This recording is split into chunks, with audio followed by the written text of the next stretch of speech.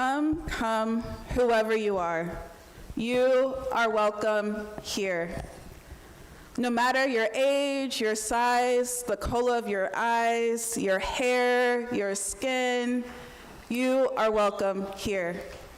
No matter how you came here, if you came alone or with others, you are welcome here. No matter whom you love or how you speak or whatever your abilities, you are welcome here. Whether you come with laughter in your heart or tears in your eyes, you are welcome here. If you come with an open mind, a loving heart, and willing hands, then you are indeed welcome here. Welcome to the First Unitarian Universalist Church of New Orleans. This congregation is in its 192nd year of liberal faith, new fact for me, self-discovery, and commitment to serving our community and our world. My name is Melissa Gamble. My pronouns are they, them. And if you are a visitor, we invite you to be a little bold and raise your hand so that we can greet you.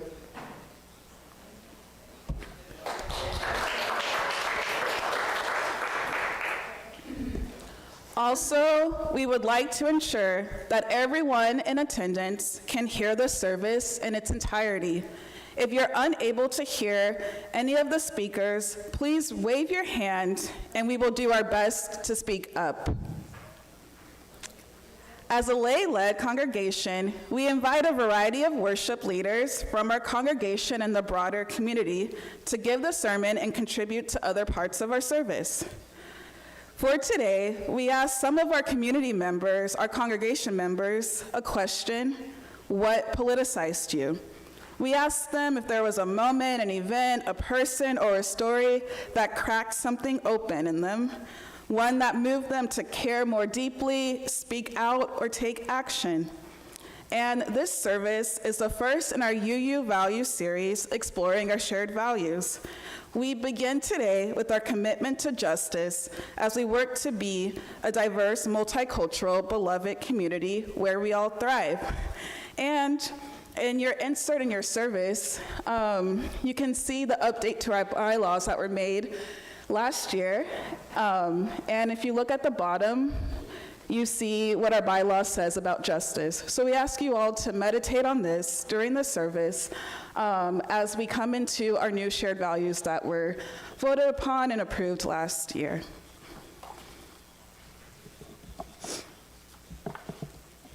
And now, I will tell you who our worship leaders are for today. We have Dylan Hutzler, Ann McLean, Jody Manali, and Mo Mohan. Thank you all for your participation today.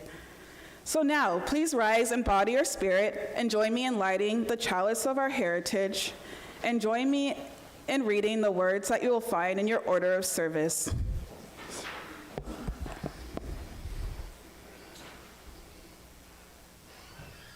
If ever there were a time for a candle,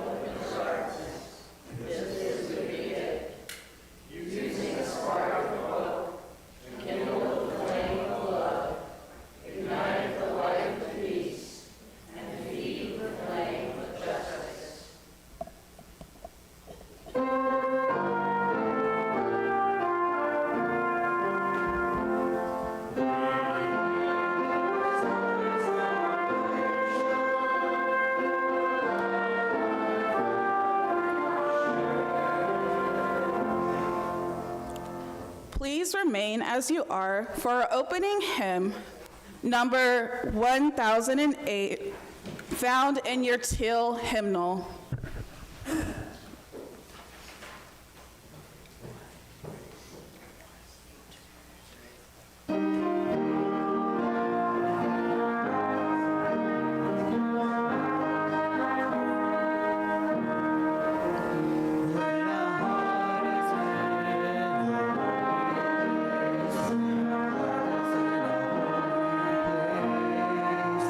We are blessed with love and amazing grace.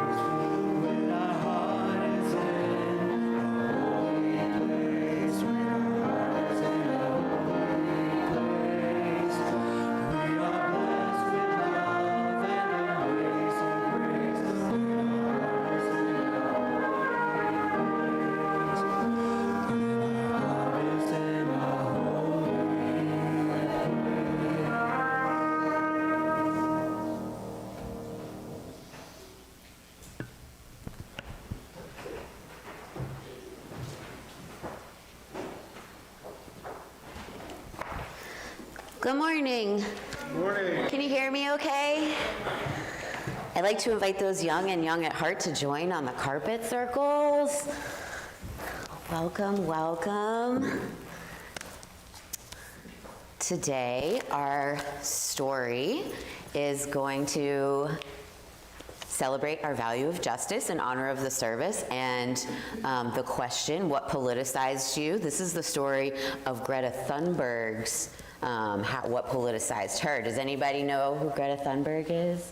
Oh, good. Okay, so if you don't know, then you'll get to know. And if you do know, then you get to celebrate her by hearing her story again, because it's always worth repeating. And this book was donated by Robert Sullivan, a member of our congregation who's also deeply devoted to climate justice work. So I wanted to, haven't seen him around in a bit, but I wanted to make sure, he really wanted this to be part of our collection. So, Our House is on Fire, Greta Thunberg's Call to Save the Planet by Jeanette Winter. And it starts with a quote, "You are never too small to make a difference." Greta Thunberg.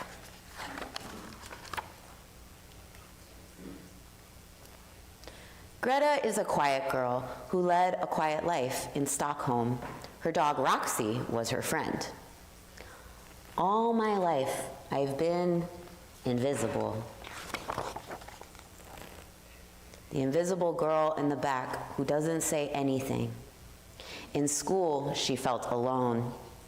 Then one day, Greta's teachers talked about the class about the climate, about how our planet is getting warmer, about how the polar ice is melting, and how animals' lives are threatened, and ours too. That's when Greta's life changed. She read for hours and watched film after film about the world warming. Greta could only think about one thing for a very long time. She saw ice melting into the sea and disappearing. She saw mighty winds and torrential rains howling across the lands. She saw coral reefs deep down in the sea, pale as ghosts, bleached by the warming waters. Greta saw living creatures everywhere, struggling to stay alive. Greta saw floodwaters covering houses, people, and animals. She saw cities swallowed under rising seas. She saw the smoldering sun scorched the earth, leaving it bone dry. She saw blazing wildfires through the forests. Our house is on fire. Our house is on fire. Greta became sad thinking about all the climate all the time. She barely ate. She barely spoke. Those pictures were stuck in my mind. The sad days went on for a long time, each day more unhappy than the next. There might not be a world to live in when she grows up. What use is school without a future? And what can I do? Greta decided to go on strike from School for the Climate, and her parents understood. Greta skipped school one Friday and took her poster, School Strike for Climate, to the Parliament building to sit on strike. She hoped lawmakers would see her. People walked past, too busy to notice. Greta was invisible there, too. She sat at the Parliament building every Friday, even in the rain. Then word of her strike began to spread, and little by little other school strikers joined her. On Friday, Stockholm schools were getting a bit empty. more people started noticing the children strikers, and word spread through cyberspace about the Friday school strikes. Children started striking everywhere. If grown-ups won't act to save the planet, children will. The quiet girl who always felt invisible was asked to speak at to very important people at the United Nations climate talks in Poland. Greta only spoke when she thought it was necessary. And she would say, "You say you love your children above all else, and yet you are stealing their future in front of their very eyes. We need to keep fossil fuels in the ground."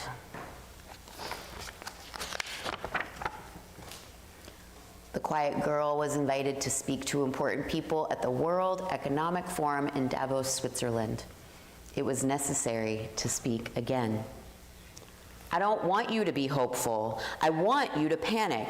I want you to feel the fear that I feel every day. I want you to act as if our house was on fire, because it is." Greta's protest all alone sparked a worldwide children's march. Just want that to settle in for a second. A worldwide children's march, just because she took a poster and sat in front of Parliament one day. That's incredible. Sparked a worldwide children's march. Her quiet voice, joined by thousands of voices, became a roar. Can you hear us? Do you guys want to help me read some of the signs? So this picture is a bunch of the protest posters. I want to see if some of my young folks will help me out here. You want to pick one and tell me what it says? Don't burn my future. Don't burn my future. Denial is not a policy. Denial is not a policy. Global warming is not healthy. Global warming is not healthy. No more excuses. No more excuses. You want one, Mo? Planet Earth first. Planet Earth first. Raise your voice, not the sea level. Give the earth a big green hug. What will you do? Thank you, Greta. I hope we'll all be inspired by our young people's actions. Thanks.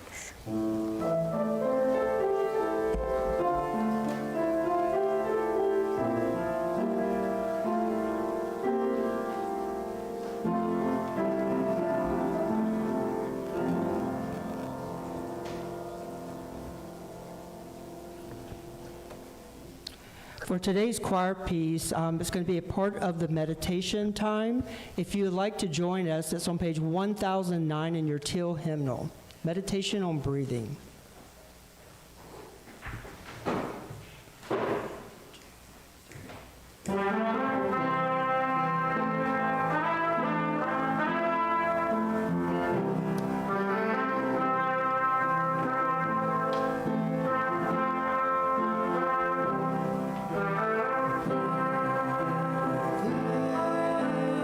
Breathe out, breathe in.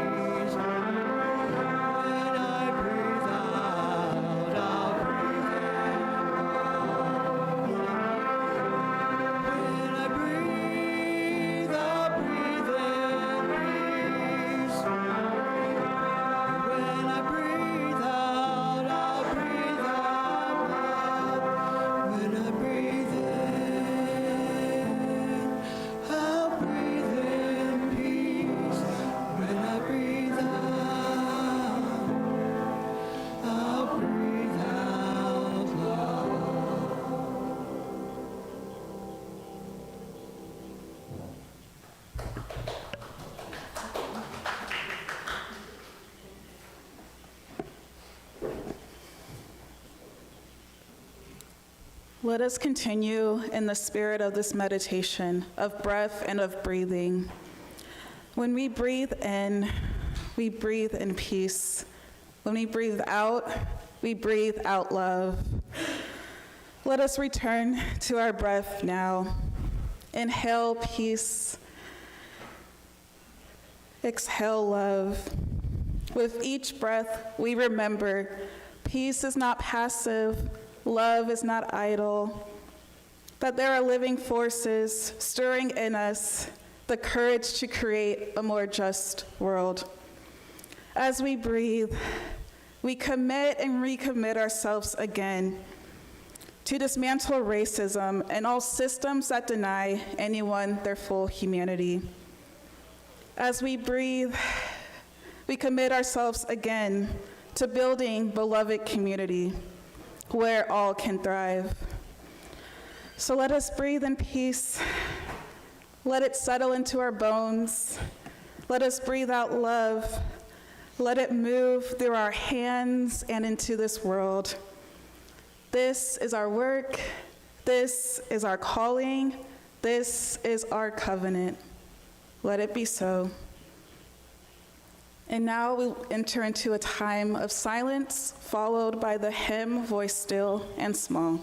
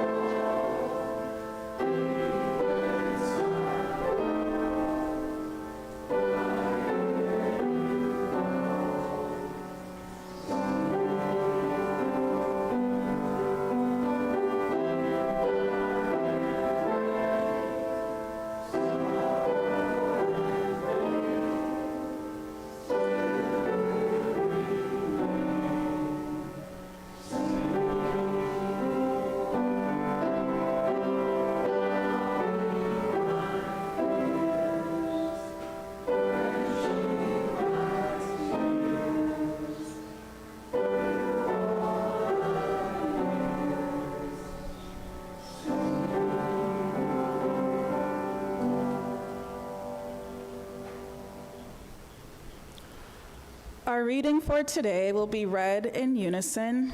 Please turn to your gray hymnals to number 580, and it is entitled, "The Task of the Religious Community."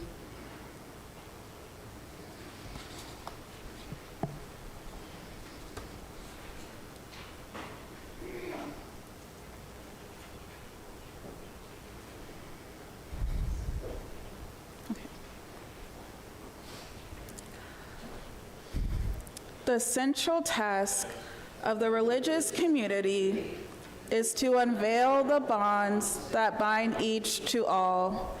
There is a connectedness, a relationship discovered amid the particularities of our own lives and the lives of others. Once felt, it inspires us to act for justice. It is the church that assures us that we are not struggling for justice on our own, but as members of a larger community.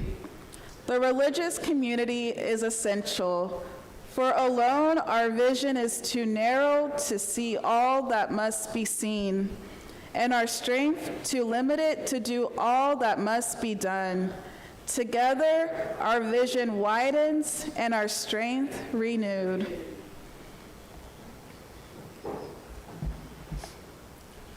And now, the time for the sermon. I invite Dylan Hutzler up here as he starts us off answering the question of what politicized you as we explore our UU shared value of justice.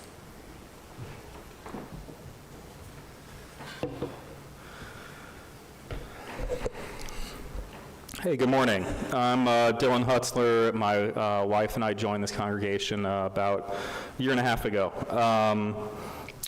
I'm going to talk a little bit on kind of my history of social activism, but my main topic is to normalize white humility and to normalize white allyship. Yeah, I mean, there have been times when I have been fairly prideful, and I have had to make amends. I'm going to do my best to stick to the script because I can be kind of kooky, but here it is. So I'm from Austin, Texas, but I've been in New Orleans since I was 5 years old. I was homeschooled until 3rd grade. I went to a majority African-American school in New Orleans East, and for 1 year after I was homeschooled for a few years. And then I went to Lusher, now Willow School. I have some of my fondest memories from the elementary school where my music teacher, Mr. Burke, played on his guitar when the whole school was sitting on the blacktop, Cat Stevens and Simon and Garfunkel. So coming to church like this is not, I mean, it's really within my comfort zone because our choir does a lot of old hippie songs like that. So it kind of reminds me of my childhood. I was raised militantly secular by a dad who was a rabid environmentalist, agnostic, and communist. 9/11 occurred, and my school tried to condition us our 8th grade year by making us stand and say the Pledge of Allegiance and sing God Bless the USA by Lee Greenwood. So this is the same school where we sung Cat Stevens, so, you know, if there was some conservative stuff when I was in elementary school, you know, it would have made more sense to me, but there was this kind of like strange, eerie lack of consistency. If you all remember at the time, there were even some liberals that were like in solidarity with George Bush at that time, which I never really understood. I was the only one that sat and refused to stand. My dad, a Vietnam veteran, had experienced a mental health crisis the year before and experienced homelessness for 6 months my 7th grade year. All of my friends growing up were people of color until my first friend at Lusher, who was indigenous and white passing. The first time I ever entered a church was for his Eagle Scout badge when we were in 7th or 8th grade. Katrina occurred in 2005 between my junior and senior year of high school, and my best friend, a person of color, was trapped on his mom's roof and rescued via helicopter while I was evacuated in Lake Charles. When we were evacuated in Lake Charles and staying with my great uncle north of Lake Charles in Ragley on a rural farm, my great uncle told my family that Katrina was God's punishment for blacks and gays existing in the city of New Orleans. I defiantly told him he was wrong and mean.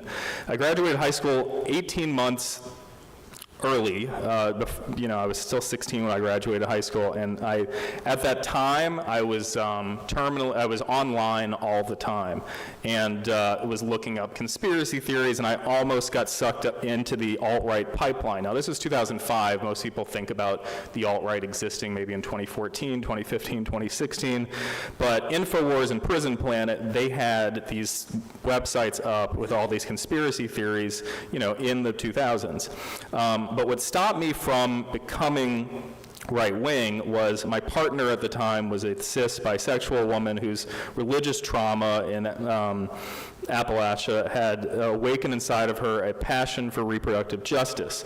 None of the liberty-minded pundits I was listening to at the time supported reproductive rights, so I swiftly became a card-carrying member of the ACLU at 17 years old. 3 instances occurred, once in middle school, once in college, and once approximately 5 years ago, where close friends came out to me as trans, and I supported them each time, the first 2 times, in the face of institutional and social backlashes. Before college, I was arrested for a misdemeanor for creating feminist pro-LGBTQ graffiti on the Tchoupitoulas flood wall. And when I got to the holding cell, an accused murderer gave me his place in line for the phone call to call my parents. It was hard for me after that to believe in dualistic, limited thinking about the criminal justice system. While in college, I deepened my political knowledge and using my college library read Baudrillard, Debord, and Slavoj Žižek. I was briefly involved with the Iron Rail anarchist bookstore when it was housed on the first floor of the punk commune Nowe Miasto in 2009 and 2010, as well as the anarchist book fair when it was housed at the old Market Street power plant in 2008.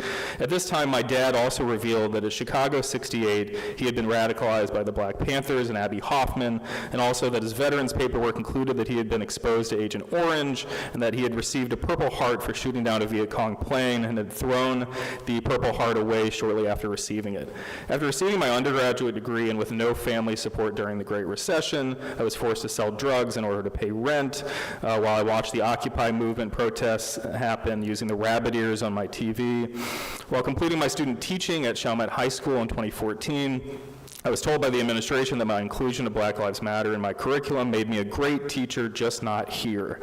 During a summer workcation in Seattle, Washington, I included my youth drug rehab center students' essays in a local socialist zine and was fired for that. I've worked at 7 different schools in my 12 years of working in education. My ex's father, the ex that I spoke about before, joined the Oath Keepers, a far-right militia, in 2018, and I then left that stable relationship. Shortly after that, after being denied consistent STI screenings at Ochsner in order to protect myself and future partners, I got on Medicaid and used Planned Parenthood many times to make sure I wasn't contracting anything.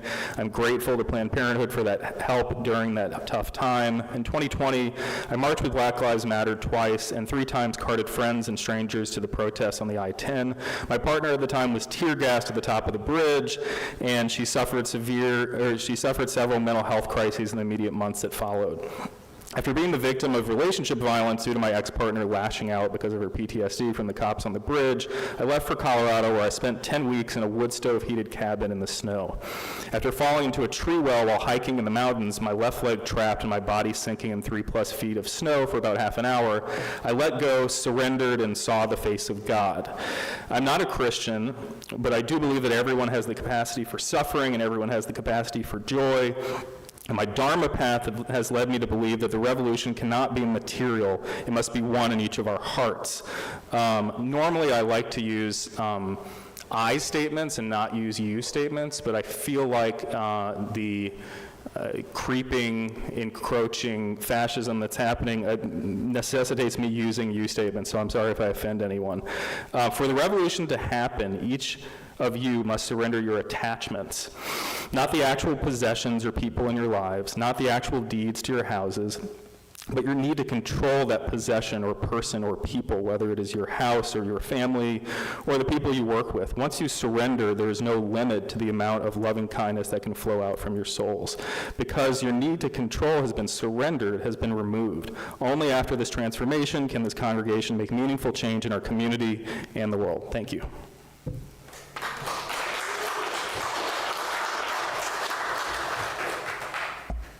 Thank you, Dylan. I'll now invite Anne McLean to come up and share her story about what politicized her.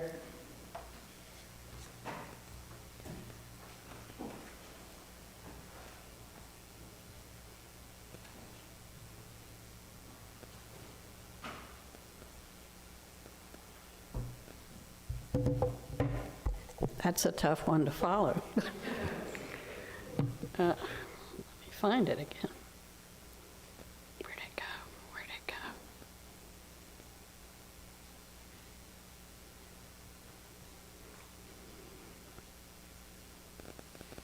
Sorry.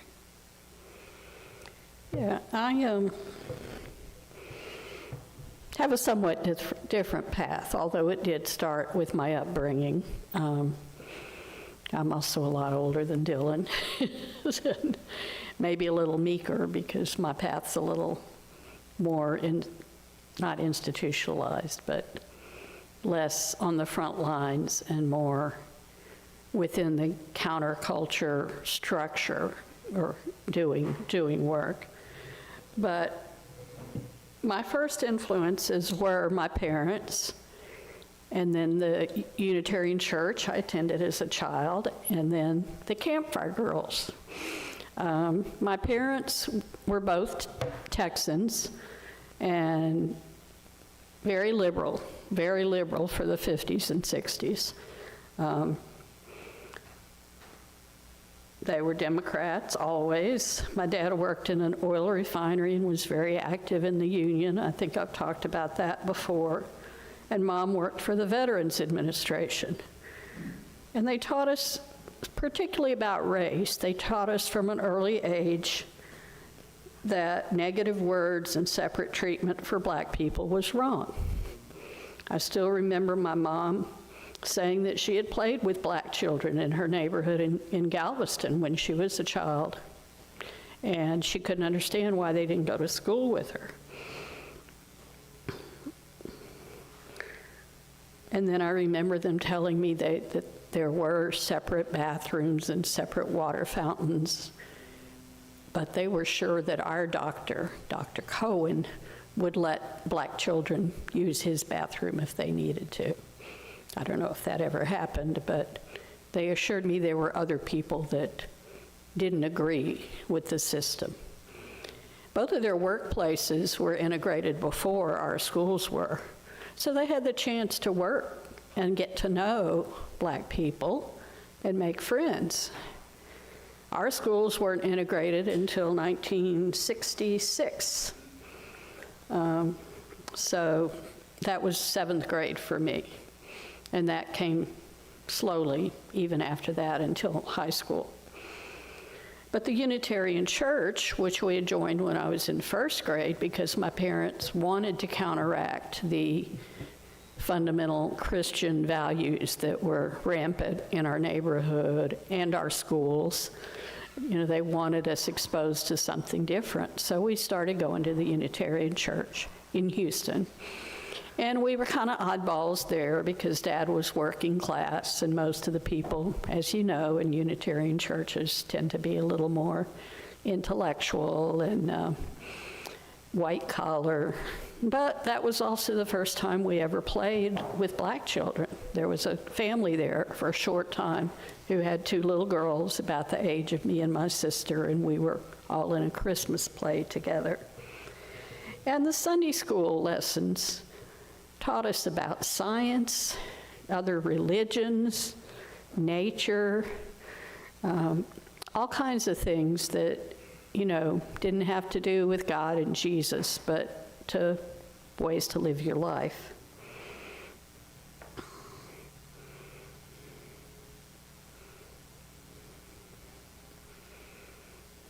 And this was before the 7 principles were established, but a lot of those messages or the values, a lot of those values were included in the Sunday school. I didn't continue on and then until I had small children after 6. I mean, I pretty much quit going after 6th grade and didn't come back till my kids were little, thanks to Mary Gelfand. But I was a campfire girl from 3rd grade through 12th grade. which is kind of an alternative to Girl Scouts. It's not very well known in the South.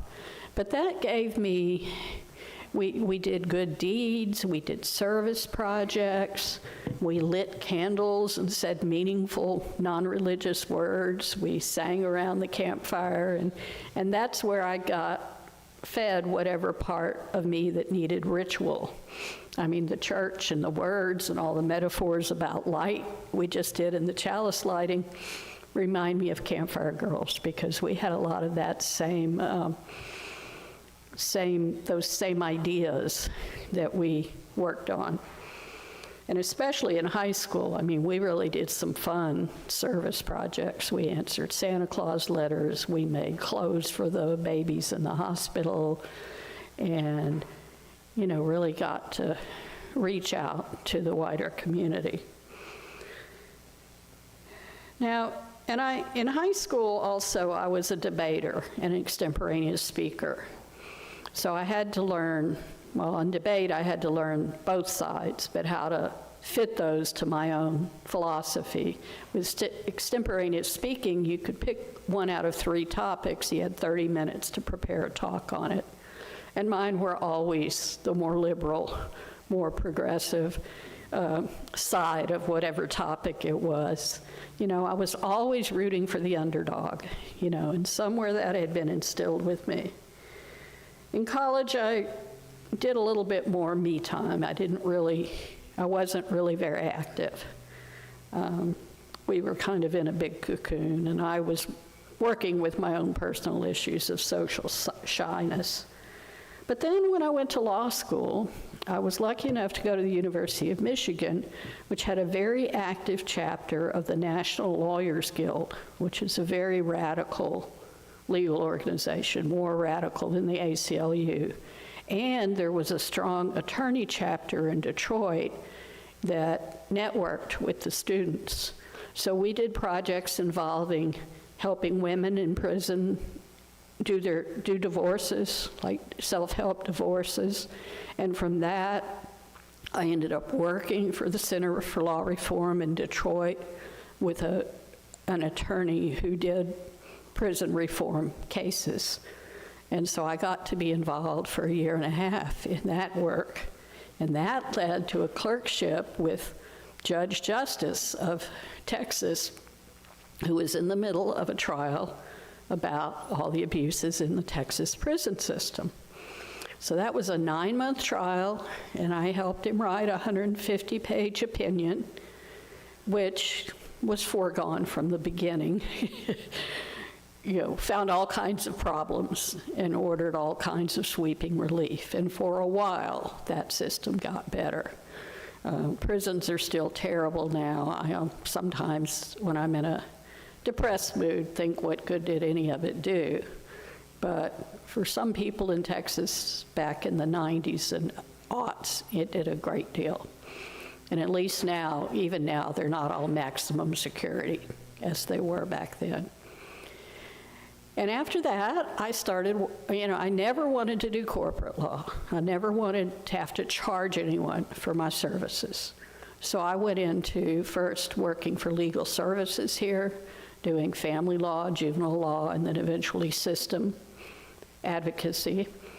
And then I transferred over to what is now called Disability Rights Louisiana, doing disability rights law, which I did for the rest of my whole career in Louisiana and in Mississippi. And just a few of the things I got to work on were challenging the horrid conditions at charity hospitals, say psychiatric crisis intervention unit. And this was back in the 80s. That kind of all ended with Katrina, but that's another story. I worked on making sure the RTA and the transit system in Jackson, Mississippi were accessible to people with disabilities. It's an ongoing challenge, but it is better, and I know several members of this church that use the paratransit service. And I also worked on employment discrimination, education discrimination, accessibility. So whereas Dylan was doing most of his work outside, his work, his paid work. I was doing most of mine inside. But then I was also a member of this church, so I had lots of opportunities to have that desire to learn more and do more, inflamed over and over and over. So that, in a nutshell, is me and social justice work from age 6 on, when I was an avid John Kennedy supporter.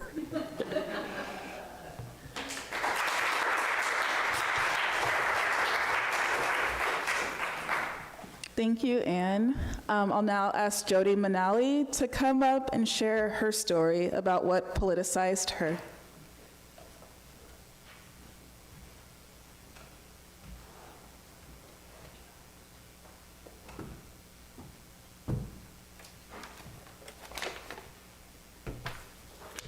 Good morning. I'm Jody Manali. I've been a member of this congregation since 2013. My pronouns are she and her.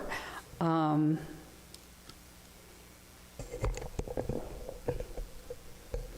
not going to do this. I might need to step back.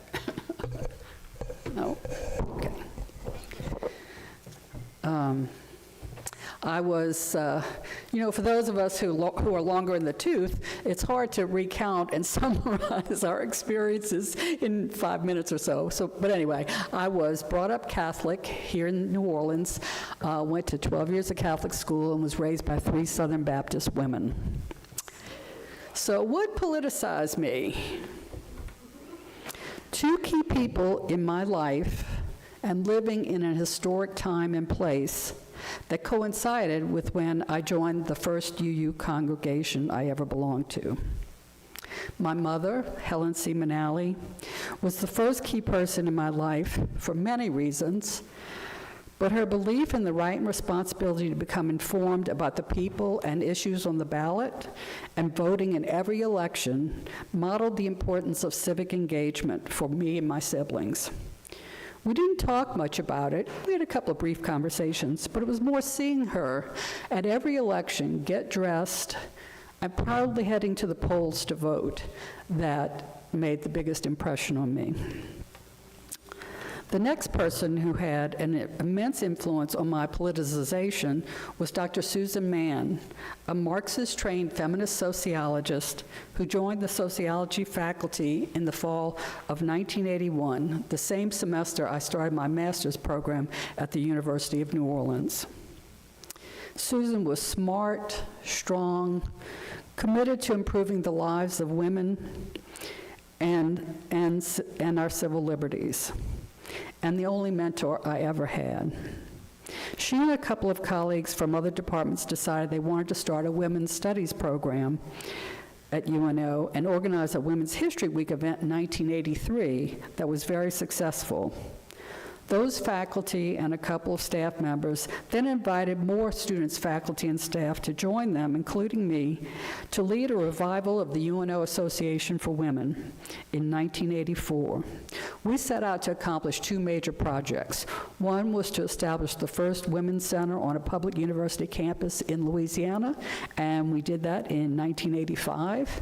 And then we also worked tirelessly on creating a child care center for faculty, students, and staff that was affordable. It started off as a co-op, but it took years to get an actual building on the campus, the UNO Children's Center, which lasted for 20 years. Unfortunately, it was closed due to funding to budget cuts. Anyway, so fast forward to about a decade later, I moved to Pensacola in 1992 and discovered Unitarian Universalism in 1993, joining the Pensacola Unitarian Universalist Fellowship, which became known as POOF, or was known as POOF. You know, we have our weird acronyms. Okay. That was fortuitous for several reasons, especially when Pensacola became ground zero for anti-abortion violence and murder the same year. Dr. David Gunn, an OBGYN and abortion clinic doctor, was killed during an anti-abortion protest at a clinic in Pensacola in 1993. I immediately joined the Pensacola chapter of the National Organization for Women to protest and organize. I belonged to NOW here before I moved to Florida.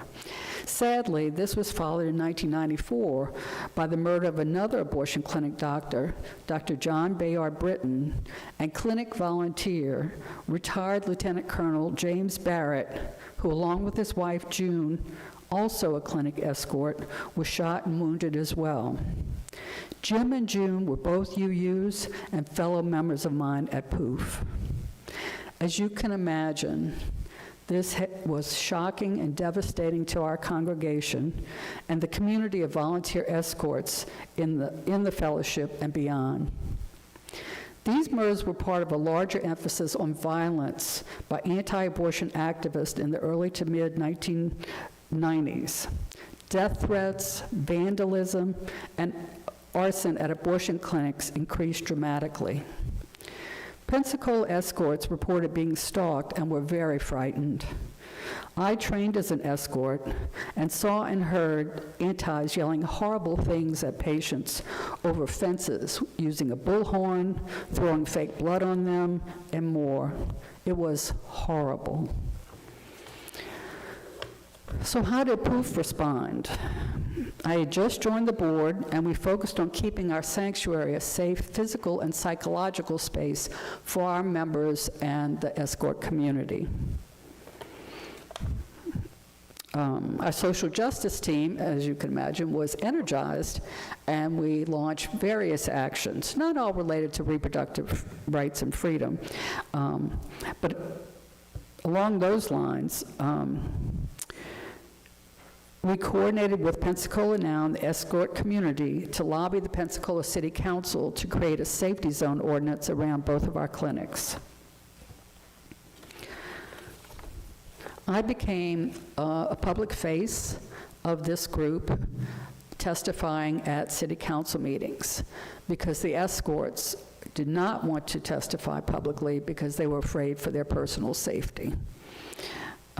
So I learned a lot about testifying at a city council meeting, which has served me well testifying at our state legislature here. Not successfully, but testifying nonetheless. Okay. I also introduced the idea of conducting a common ground dialogue in Pensacola, not because I believed that it would really make much of a difference, but at the time, we were perceived by many people in Pensacola as a cult. The POOF was perceived as a cult. This was Escambia County, more cosmopolitan than a lot of the communities between Alabama to Jacksonville because of our military bases, but nevertheless, generally conservative. So I thought it would improve the community's perception of us, but also we wanted to engage more people outside our congregation, and now to get help to support the safety zones, because they were perceived as being more traditional, middle of the road, or even somewhat conservative, that would appeal to the city council. We held the dialogues. Not much happened from that, but I feel confident that the combination of those efforts, testifying at city council, engaging more people in the broader community to join with us in that effort, is what led to our success. We finally did establish a safety zone ordinance a year later. Let's see.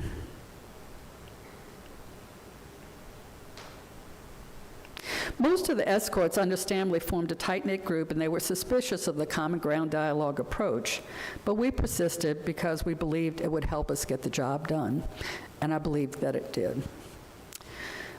This 3 years or so of intense political activism sticks out in my mind because it affected me and my community so deeply and dramatically.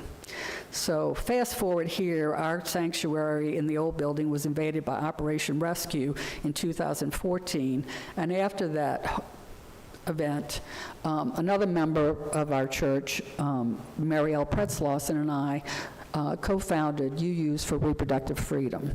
I can tell you more about that later. We worked hard for a few years, but interest eventually dwindled, and so that went away. Lessons learned. If you live long enough, history repeats itself, and rights and freedoms you worked so hard to achieve are lost, and you have to start all over again. So we persevere.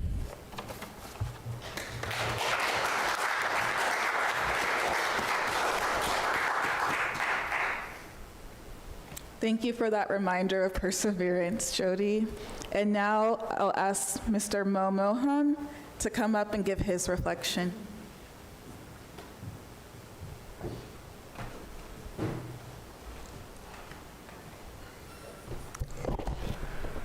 Morning. So I'm Mo. I'm one of those famous one-name people.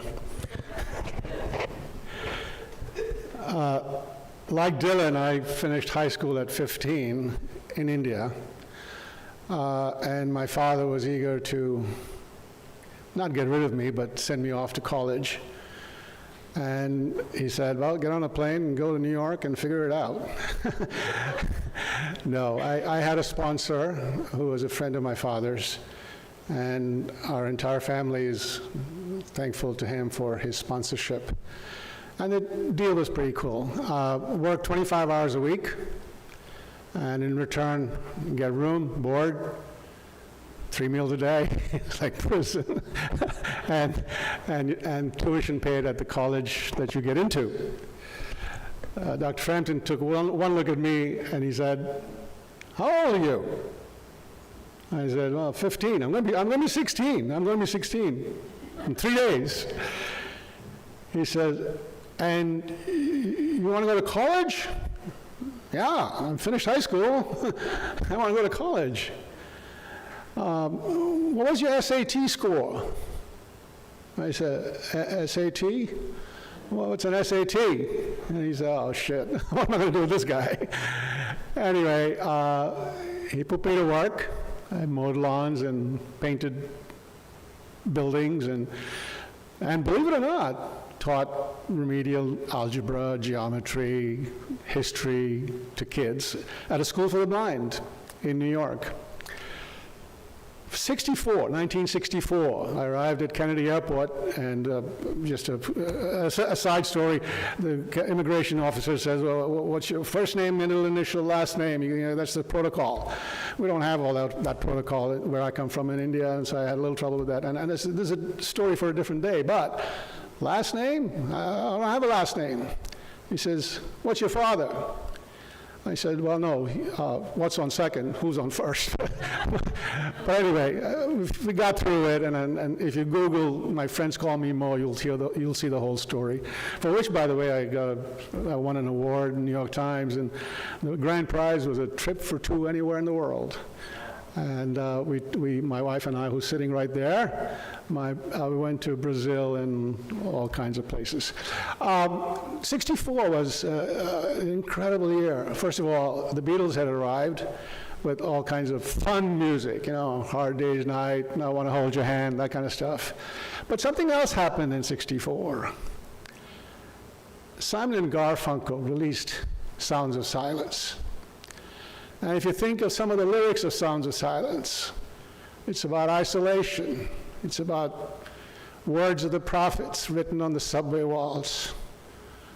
People listening without hearing, or maybe vice versa. People talking without speaking, or speaking without, etc. There was a different mood to the Simon and Garfunkel song than the Beatles. And that mood, and I want to talk for the next 10 years of what happened in this country. And that mood, a combination of Beatles fun stuff, and later on the Beatles came around, and we'll get to that in a minute, but Simon and Garfunkel was an incredible influence right away, those lyrics. 64 politically was a non-event for me. Johnson, I mean, the country had just gone through the Kennedy assassination in 63. 64, Johnson won easily. He beat Goldwater, and Goldwater, I think, carried Arizona and a couple of southern states, including Louisiana, of course. But it was a non-event.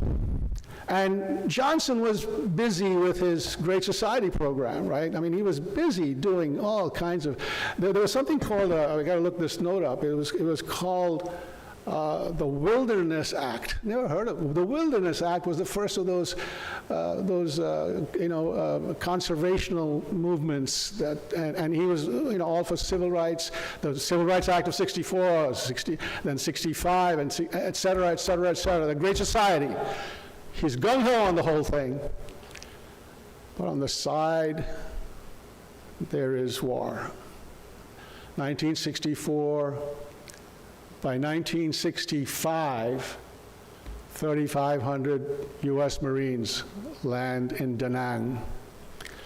Whoever heard of you in Vietnam at that point? And people knew about Vietnam a little bit, but all of a sudden, the Kennedy 350 advisors, or whoever they were, now we have 3,500 Americans in Da Nang, and the war starts. The 65 was also the year that the Selma March happened. And the Selma March, to us Unitarians, I wasn't Unitarian yet. I don't know what I was. I was Hindu, and I don't know what that meant.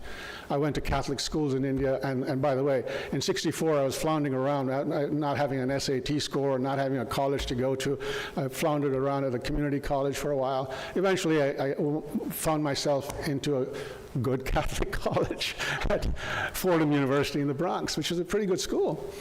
So in '65, I entered Fordham, and in '65, Selma was happening.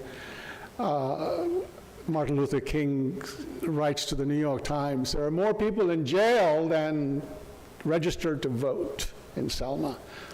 So from '65 and '66, while Johnson is doing the Great Society, he's also conducting a war. 67 is like, by 67, the country, were in the thick of it. And Selma had caused 2 deaths. James Reeb was Unitarian. He got killed in Selma. He came from the Unitarian Church in Boston. Later on, after I joined the Unitarian Church, in Ridgewood, New Jersey, we had a building named after James Reeb, and that's when I found out about James Reeb and found out more about Selma. In '67, Newark riots. Do you remember the country burning at that time? And by the way, I had grown up very naive in India. I didn't even know, I swear to God, my exposure to America in India was Abbott and Costello and Laurel and Hardy and an occasional Bob Hope movie, which in India was adults only. You couldn't even get in except sneak into those Bob Hope movies. Can you believe it? Because they showed a kiss on the screen. 67 Newark riots. And by the way, by now, we're in the middle of, college, anti-war, protest marches, and all that happened in 64 through 67. 68 was the transformational year. Oh, by the way, 67 was first transformational, because that's when I met my beautiful wife, Eileen, at the School for the Blind. She worked in cerebral palsy, I worked in cerebral palsy, and here we are. Neither one of us was cerebral palsy, but anyway, we worked there. 68 was the transformational year. What did it start with? The Tet Offensive. We got clobbered. Thousands of Americans died. The country finally woke up to what was going on in Vietnam, 68.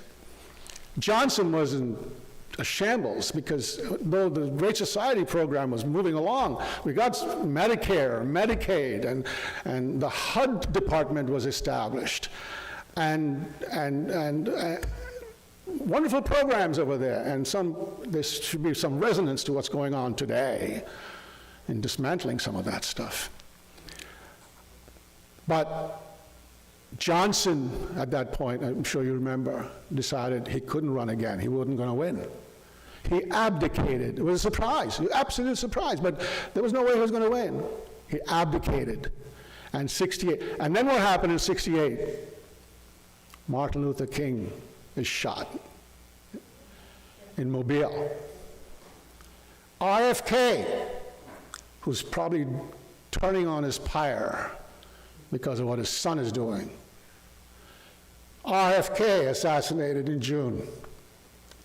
My graduation, I sort of hurried up my graduation. I was graduating in 1968.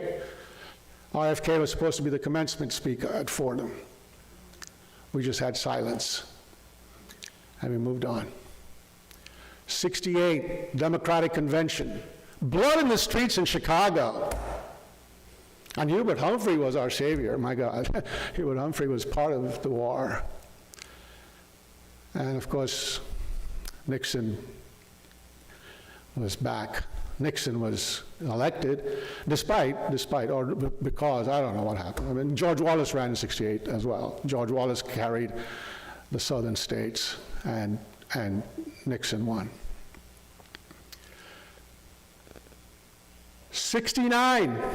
Now, we're in a tough time for, not Unitarians, but liberal Democrats. By now, I identified as a liberal Democrat. 67, by the way, 68, I had to give up my student visa. I was a foreign student. I gave up my student visa because I just graduated college. Applied for a green card. Anybody know about green cards around here? Applied for a green card. In those days, if you applied for a green card, there was something called a draft lottery. And I had to register for the draft lottery. I said, oh my God, what is that? Well, you get a lottery number, and if your number is picked, you're going to Vietnam. Welcome to America. I said, no, I'm an anti-war. I don't know, blah. Didn't help. Applied for a green card, got into the lottery, pulled the number 91. Remember, there's 365 numbers.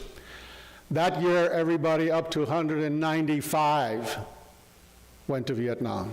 My roommate, Noble Wilshire, left the School for the Blind in 1968, applied and got into graduate school at the University of Texas.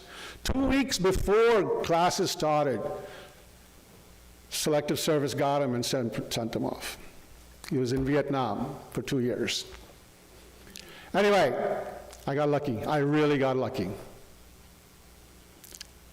Our first baby was on the way, and at that time you could get a parental deferment. I think it was, I forget what it was called, 4F or something like that. So instead of going to Canada, which perhaps we should have, Eileen, we should have gone to Canada, knowing what's happening now.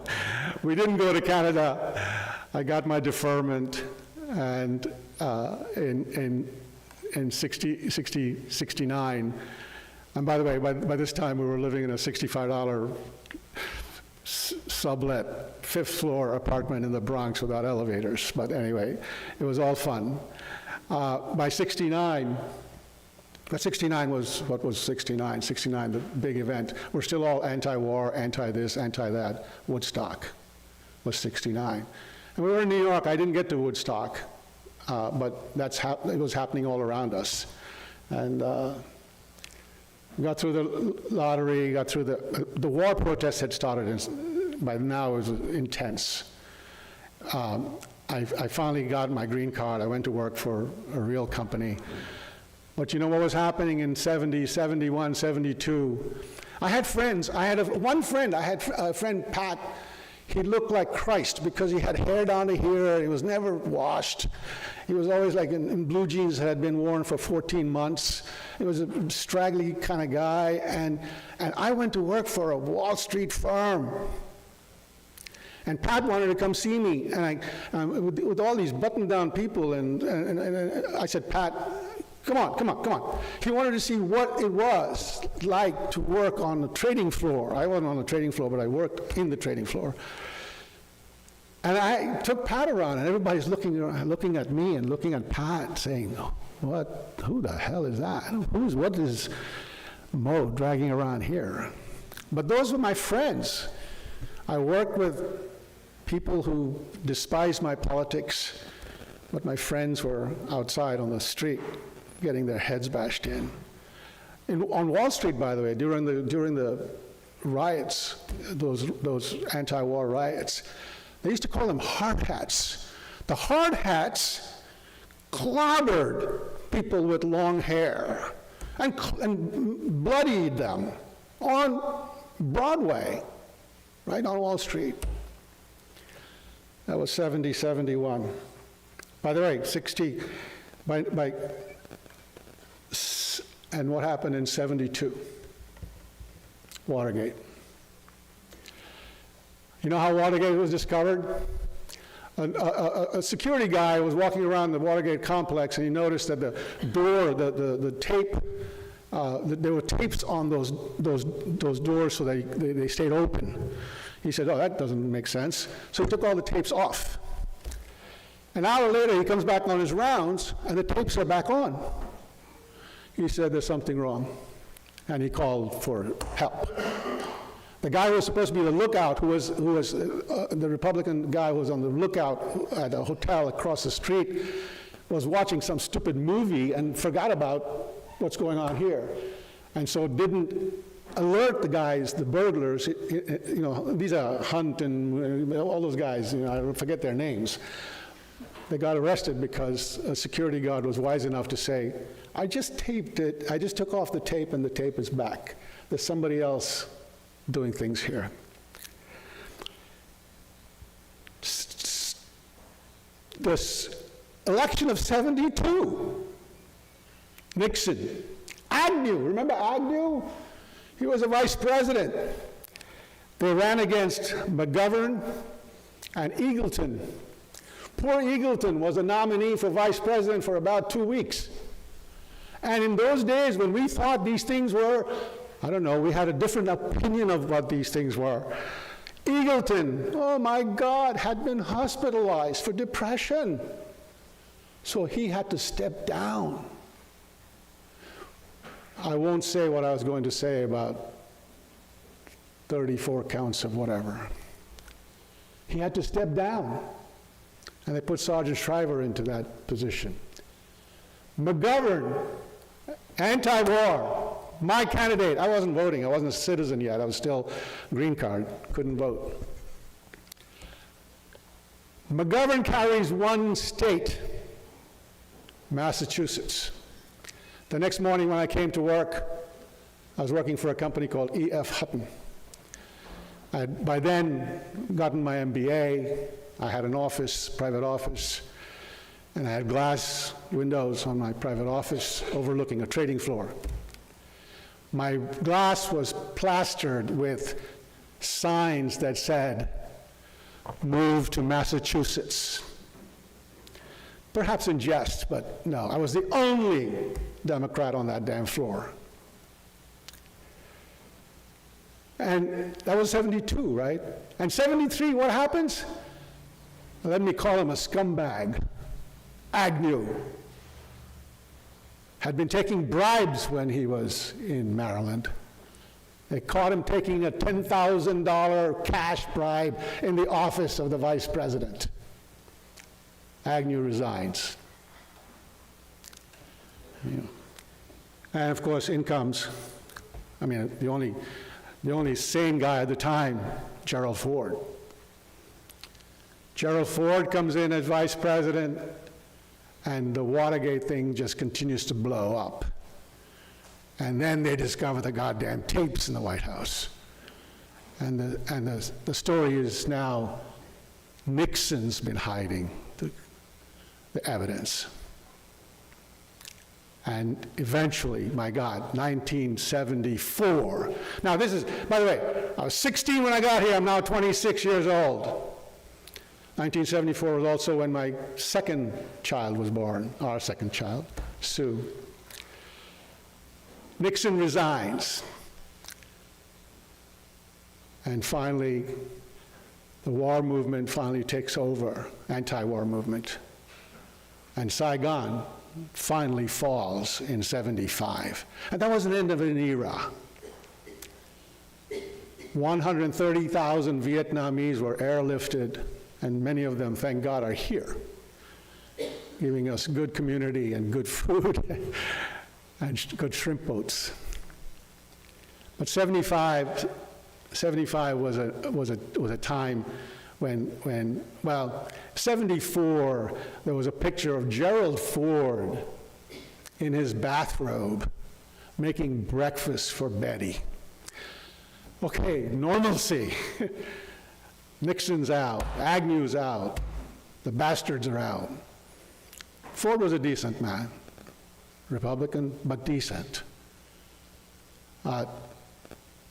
Didn't win election, but then came a really good man, Carter, Jimmy Carter, from Plains, Georgia, builder of houses, and so on and so forth. That's the end of my story. How did I get, so the question is this. Oh, by the way, once we moved to Ridgewood, I wound up with, a tennis friend of mine recommended that I come to the Unitarians to see an Indian program, and I was hooked. I came to the church, and there was no God or Christ or this and that. We talked about Immanuel Kant and philosophy. It took me back to my college days. I said, my God, this is wonderful. I love this place. So, as Unitarian, my wife got very involved with an organization in Patterson, New Jersey, which is all black, pretty much all black, with an organization that did after-school stuff for kids. And the Unitarians, we volunteered there forever. Those children came to Ridgewood. They were part of our community. We were sister organizations. So Unitarianism and anti-war. That's how I got politicized. Thank you.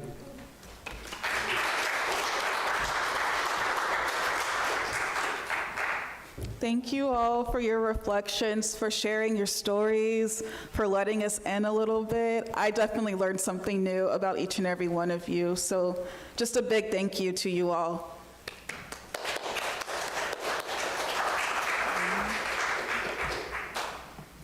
And now, the time for offering. Generosity is a spiritual discipline. We can now practice our act of giving either by placing your offering in the collection plate or by using the information in your order of service to give electronically.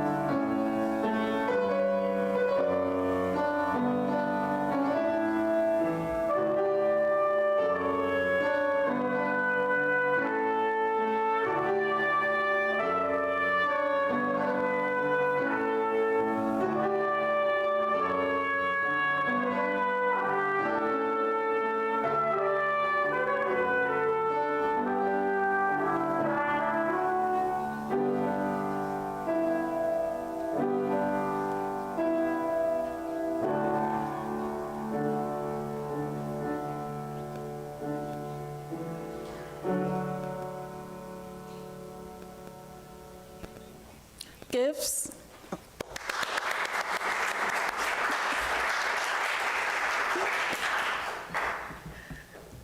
Gifts to this community of faith are gratefully received. Let us acknowledge these gifts by reading together the words in your order of service. This gift from the abundance of my life blesses me, our ministries, and the world. Giving in the offering plate and pledging are part of how we steward this congregation, but there's countless other ways to serve.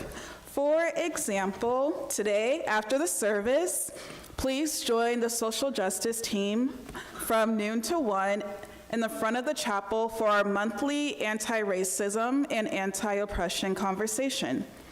Today, we will broaden our conversation about privilege and how it plays out in our everyday lives. Childcare will be provided. And now I'll ask Beverly Rainbolt to come and give the spotlight announcement.